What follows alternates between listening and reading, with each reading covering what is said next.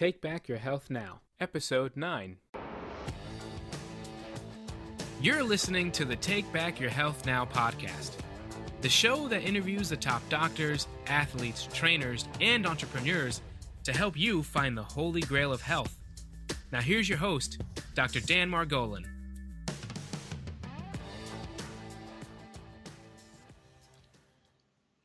Hi, this is Dr. Dan Margolin with another segment of Take Back Your Health Now, where we pull out all the stops in search of health's holy grail. We're really excited about our guest today, Mr. Yuri Elkiam. He is a nutrition, fitness, and fat loss expert and the New York Times best-selling author of The All-Day Energy Diet and The All-Day Fat-Burning Diet.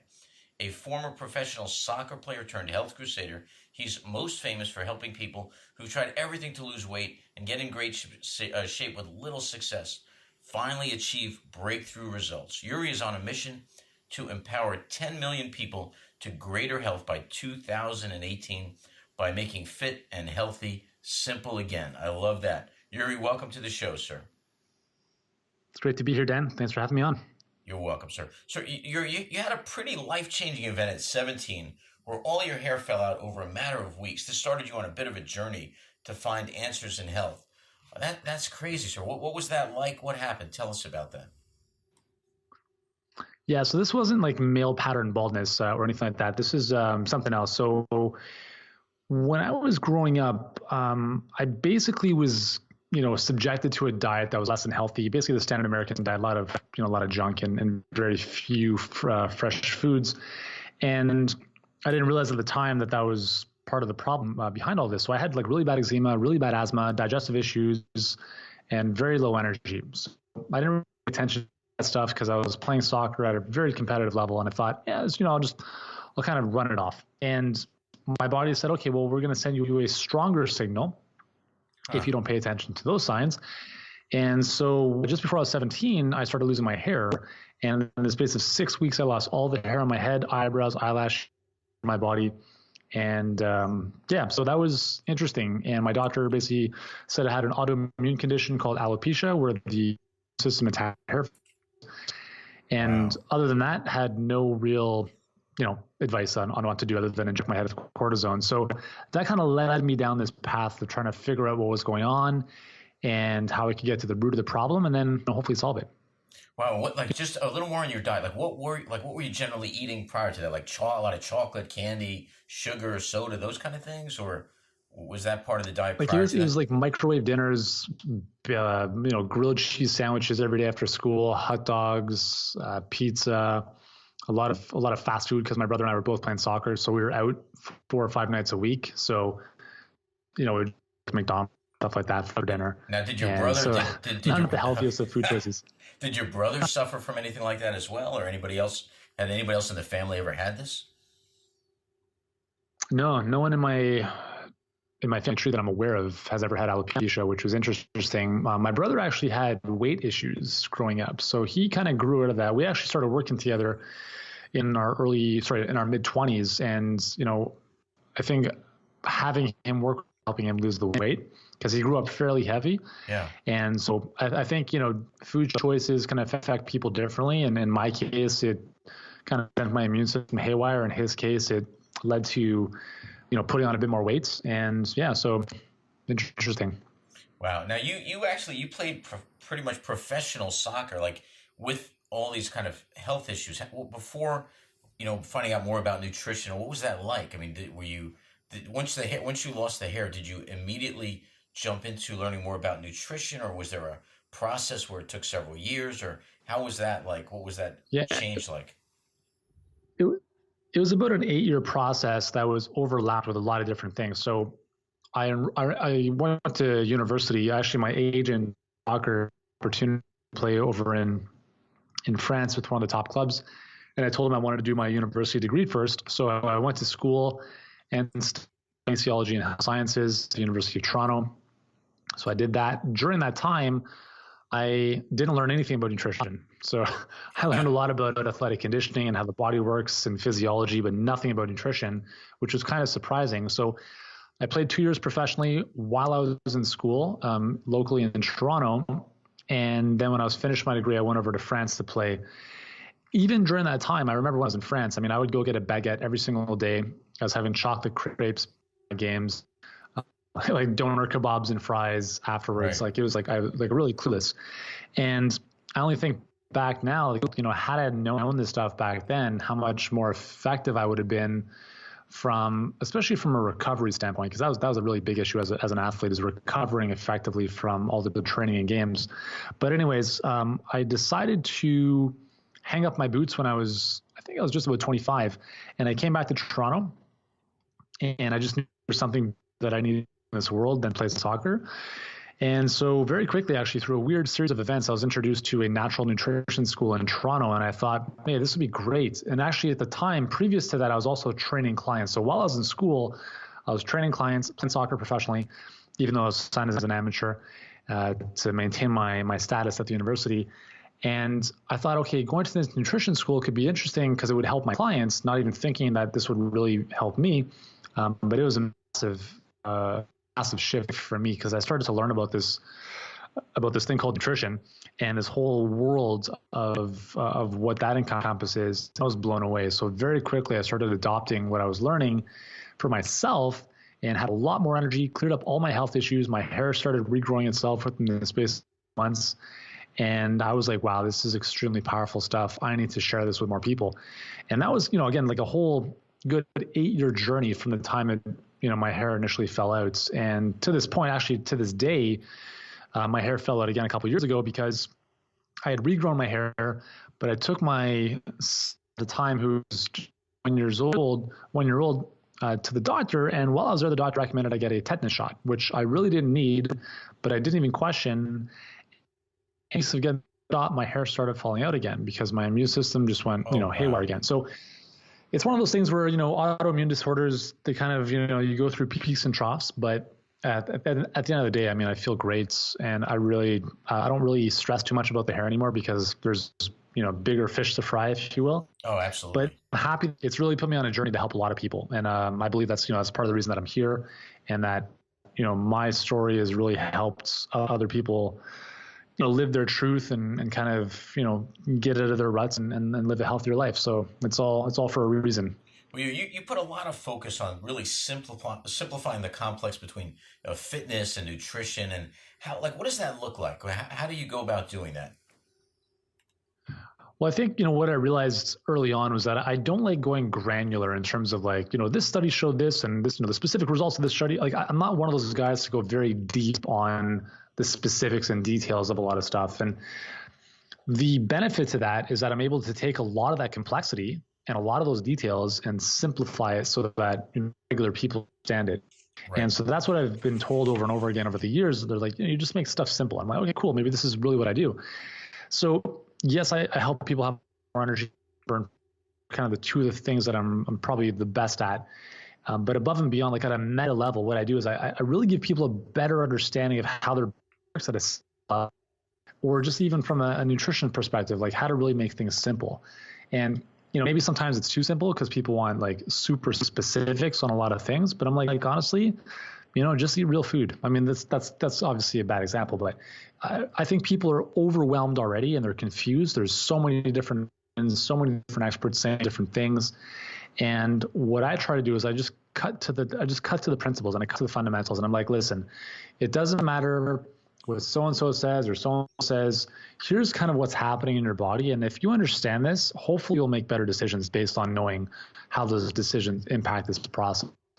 So that's, when I talk about empowering people, I really believe that, we're not taught this stuff in school ever. And I really believe that we should be. And, more people, I think most people know more about their cars than they do about their own body. And we don't have an owner's manual for how our body operates. So I try to really give people a better understanding. Why do you think they don't teach us that? Why do you think they don't teach us that in school? I honestly have no idea, to be honest. I mean, I think there's more emphasis on math and science, which ironically science is kind of the human body. I don't know. I mean, if you look at the two areas that we suffer with the most as a culture, other than relationships, we look at health and finances. And these are things that we're not taught at all in school until we elect to take them in university, which again is, maybe not as applicable as it could be. The individual to do their own investigation, their own, kind of digging. And again, it's a very confusing world out there. I mean, you read 10 blogs, so I try to tell people, I'm like, listen, whoever you're following, just follow them, stick with one, guru, Right. and if that works for you, that's great. Otherwise, it becomes very confusing. And Yuri, so the typical person that's coming to you, right? What's the presentation? Are they overweight? Are they like, who would come to you? Yeah, I mean, I don't see clients in person anymore. I stopped doing that about 10 years ago. But for the people that we serve online, the vast majority of them are women between 40 and 55. We're dealing with hormone issues, want more energy, we're having a tough time losing weight. And it's a very similar type of individual time and time again. And unfortunately, what we're realizing is that a lot of these women and men lack the motivation or the time to do what they know they should be doing. And that becomes a little bit frustrating because, when you come from a place where you really want to empower people with the right knowledge to take better control of their health, where you want to teach them how to fish as opposed to give them the fish, right. It's sometimes a little bit disheartening when people have the fish. And that's fine. I mean, we have the fish, we can just give them the fish as well. But I think in terms of really serving people and really allowing them to take better control of their future, it definitely is helpful when they can understand how they can, take small actions on a daily basis as opposed to just, popping a pill or, taking a shake. So that's typically, the avatar, the demographic that we serve. So sometimes you get people that are coming to you saying that they want help when they actually don't want help. Maybe they want a pill or something that would be very quick. They're not willing to really sort of put out what's needed to get the result and stuff. Well, they want help, but they're not willing to do the work a lot of times. It seems like our whole society has sort of gone that way, right? Just give me the quick fix. Along that line. So in terms of like quick fixes and things like that, vitamins, supplements, how important are those in the diet? I've seen reports and things that say a lot of the vegetables don't have the minerals in them. Over the last 30 years, they're not grown with the minerals that we used to get. So even when we are eating some of the vegetables, we're not actually getting the things that our grandparents actually were getting from those vegetables. Is that true? Is that sure? Yeah, there's definitely a good amount of research behind that. Based on farming practices, depleted soils, we're not getting mineral density or vitamin density or micronutrient density in a lot of our foods. So I think at a very basic level, let's be very honest, most people are not getting the recommended amount of 5 to 10 servings of vegetables and fruit every single day. And even if they are, they're not getting the full spectrum of nutrients that of 50 years ago. With that said, we know based on the research that the body absorbs nutrients from food a lot more effectively than supplements. You want to be looking for a whole food-based supplement. So a multivitamin is very different depending on how it's produced. And that is sourced from whole foods, that is a very different animal, if you will, inside the body than a synthetic multivitamin. So for instance, if you're looking at the label, you want to be looking at things like the ingredients would be coming, vitamin C from a whole food source would be coming from acerola cherries or citrus fruit a lot of times. That's like from fruit, from acerola cherries. In a synthetic vitamin, you're going to be seeing vitamin C as ascorbic acid. And ascorbic acid is one element of the vitamin C complex. That's kind of like saying the roof on your house is the same as your house. Wow. It's not. It's one component of vitamin C, and that's why synthetics are not as effective. And so if you are going to get a supplement, ask the clerk at the health food store, or if you're buying them online, look for a whole foods, like from foods supplements. And another thing you should look for is when you look at the serving size, a synthetic vitamin, like a multivitamin, will usually be one capsule. From a whole food source, you're usually looking at 3 to 6 capsules per day. Wow. From a whole food source. So just say that one more time. So you're saying that when you're looking at something synthetic, it's going to say, hey, just take 1 tablet a day. But when you're looking from a whole food source, it's actually it's usually going to be broken down. What a great hint for the people listening to this. I mean, that, Yuri, one of the things what we're really searching for here is sort of the holy grail of health. And I know that means different things for different people. What if I were to say to you, if I were to pose the question, what would you say is the holy grail of health for my listeners? What would it be, sir? Yeah, I think if there's one thing I would say that alkalinity. So basically what that means is getting more greens into your body. So whether that's from a green juice, a green smoothie, adding more vegetables into your diet, like literally that is the most powerful thing anybody can do to have more energy, improved health. And it's not as appealing as, a pill, but right. It's the most powerful in terms of the micronutrient density you're getting and everything else that comes with that. Do you find like things like eating red meat versus chicken versus fish, does that also make a big difference? Or I think it depends on the person. Some people are better with red meat, others with fish. I think it really depends on what resonates best with their body, and I think that comes down to trial and error. So I tend not to put people in categories of like, you're vegan or paleo or whatever. It's really just a matter of like, let's just try a few things out. Let's see what works best for you. Take a little bit of this, a little bit of that, because what's most important is an approach that you can sustain. Right. If you follow a diet for 10 days and lose some weight, cool. But if weight back on after the 10 days, then there's really no point in doing that. So I think you really want to find an approach to eating that's going to resonate best with you, that you can sustain for as long as possible. Yuri, when you start, let's say you decide, all right, I'm going to start taking more vegetables and those. When would I expect to see a result, and what would that result initially look like? Well, it really depends on where you're starting. I tell people how you heal anything is how you heal everything. So if you want to eat to have more energy, to lose weight, to prevent cancer, heart disease, it's really the same for most of us.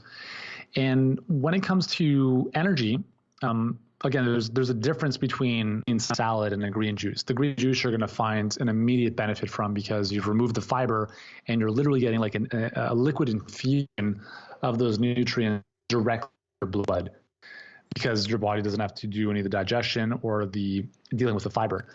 Salads are great, but obviously your body has to work harder to really reward all that food. So let's say you're somebody who is relatively unhealthy, and we say, okay, listen, we're just going to have you drink 2 greens for the next couple of days. You're going to feel like literally instantly better in the space of 1 day. Wow. And that's the power of liquid passing a lot of the digestive issues. And when you're getting 4 or 5, 6 servings of vegetables in a glass, and you're basically infusing that into your body, and it's amazingly powerful. And that's why I tell people, I'm like, listen, there's actually studies that have shown you can change the pH balance in your blood, foods you're eating within 4 hours. So even if you had a terrible weekend of food, you could wake up Monday morning and say, listen, today's gonna be a better day. And you can make some simple choices like having a green juice or a green smoothie in the morning, a healthier lunch, and literally shift your physiology from a pH perspective, which is very important for your health, very quickly. So I always tell people, I'm like, no matter how far gone you think you are, the body is amazingly resilient at coming back to life. So never give up hope, because a couple simple shifts can make a huge difference. When you're talking about alkalinity pH, what is the ideal pH, and what are most people, where do you find them most of the time?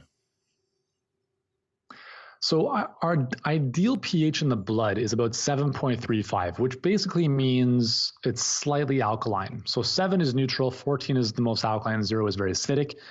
Most people are slightly less than that, which means that they're a little bit less acidic or they're less alkaline than they should be. And what the problem there is that the blood needs to be in that ideal alkaline range for all of our red blood cells to move around a billion oxygen throughout our body. And if our blood becomes a little bit more acidic, those red blood cells actually have a tendency to stick together. And when that happens, the blood becomes a little bit more sluggish. It's almost like driving in rush hour versus, on a highway at 2 a.m. Right. So if our blood is sluggish and lethargic, we're going to feel that way as well. The good thing is that we can simply make a couple shifts in our diet by eating more of these alkaline foods, vegetables and fruit, and just really balancing that off from a lot of the acidic foods that we typically tend to eat, which is a lot of the processed foods, a lot of the dairy, a lot of the animal products that tend to be more acid forming. We've interviewed several guests that talk about just the alkaline environment in cancer and how cancer cannot grow in alkaline environments and things like that. Are you finding that with diseases that people like to get less sick because of that? Oh, it's huge. 1931, Dr. Otto Warburg was the first to show that cancer can only grow in anaerobic, where there's no oxygen, acidic environments. So cancer thrives on sugar. So that's why I say, like, my approach in the All Day Energy diet was, okay, here's the approach to double your energy in 7 days. That very same approach is the same protocol I would use if somebody had cancer, which is, Really? eat more plant-based foods, get more greens in, get more juices in. And obviously that's not going to be the medical approach to cancer in the Western society, but it's amazing because, when you look at the root cause of most disease, it really comes down to a couple things. And they're all really interrelated. We have toxicity, we have acidosis, and inflammation. And each one of those kind of feeds into the other. So the good thing is that when you eat a better quality diet, you tackle all three of those at once. So if you're getting more greens, more vegetables, more fruit into your diet, they're all more alkaline. And for the most part, they're less acidic, or they're less toxic than a lot of the other junk that we would have in our food supply, right, from packaged food sources and so forth. So when you eat quality foods, it just happens that you have more energy, the weight naturally falls off, your skin clears up, all of these different strategic byproducts happen. And that's why, I often say, listen, it doesn't matter if you just had a stroke or a heart attack, or you're dealing with cancer, or you want energy, the approach is very much the exact same. Great. Well, how would somebody check their alkalinity? Like, how would they know where they were on that scale that you gave before? Yeah, so a simple way is, if you can get a pH testing kit at any drugstore. It's, a couple bucks, and it's tough to test your blood, but what you would want to do is you would test your saliva or your urine. And, there's basically a gradient or a graded scale, color scale on testing kit. Show you if you're this color, this is the acidic range. If you're this color, this is more alkaline. And what you want to do is basically just test your saliva. You can do this on a daily basis too, but I don't really do unless you want to become obsessive about this stuff, which is, not great. But I think, if you're testing like once a week and just kind of tracking that over time and correlating that with the foods that you're eating, you can start to make some really cool associations. And it's really simple. Like, you take a piece of the litmus paper, put it on your tongue for a few seconds. You just kind of correlate that with whatever color is on the testing kit. And you want to be looking for, with your saliva, it's going to be a little bit more acidic than your blood. So it's going to be hovering around the 6.5 range. And that's fine, because the saliva is going to be a little bit more acidic than your blood. And obviously with the urine as well, it's going to be a little bit more acidic. Within that kind of healthy range, then you kind of know you're on the right path. If you dip, a lot lower than that, then that becomes a bit of a warning sign. So just say that last part of it. So when you're doing the saliva, you want it at about 6.5? It's going to hover between like 6.5 to 7 for the saliva. Okay. And that's a little bit lower for the urine. And that's a good range to be in. Okay, great. Well, you've got a big goal, right? Your goal is to help 100 million people by 2040. How do you see that taking shape? I've got no idea. I honestly don't. But I know that by taking one step at a time, the doors will open and things will unfold. And, we've been able to help close to 1 million people already. Just my YouTube videos alone have been seen by 23 million people. So if I count that, as part of the equation, I like 20 million people have in some way been influenced by my information, which is pretty amazing. Wow. And opportunities present themselves. Kind of keep putting yourself out there, keep doing the good work, and people spread the word. You keep kind of pushing the boundaries, and things happen. So I don't know exactly how that's going to happen. I really focus on the long-term vision and the next 90 days. That's typically how I approach things, and everything else just kind of fills in over time. Yuri, I tell you what, you're wonderful. I really appreciate you being on the show. If people want to learn more about you, how would they get in touch with you? How would they find out more about you, sir? Yeah, the best place would blog, which is yurielkaim.com. We're publishing daily content there, which is, truly tremendous stuff. And if they want to follow my videos on YouTube, they can as well. You can Yuri Elkiam on YouTube and you'll find me. I've got like 900 videos, I think. So you'll find pretty much everything I know to be true with respect to nutrition and health and fitness. Wow. And so those are the two best places. And then they can also follow our page on Facebook as well. Yuri, you are a wonderful guest. I really appreciate you being on this show, sir. Thanks. It's been a lot of fun, Dan. Thank you. You're very welcome. This episode is sponsored by New Jersey Foot and Ankle Center in Oredo, New Jersey. Remember, when you have a foot problem, you've got a foot doctor in the family. Weekend and evening appointments are available. Call us at 201-261-9445. Once again, that's 201-261-9445. 9445. Thanks for listening. Check out the show notes over at drdanspeaks.com. If you're loving the show, head over to iTunes and leave us a review, and we'll catch you next time. This episode is brought to you by Slate Media Productions. For more information, please visit slatemediaproductions.com. Voiceovers for this episode were provided by Randy Ramos Jr. To see and hear more of his work, visit randyramosjr.com.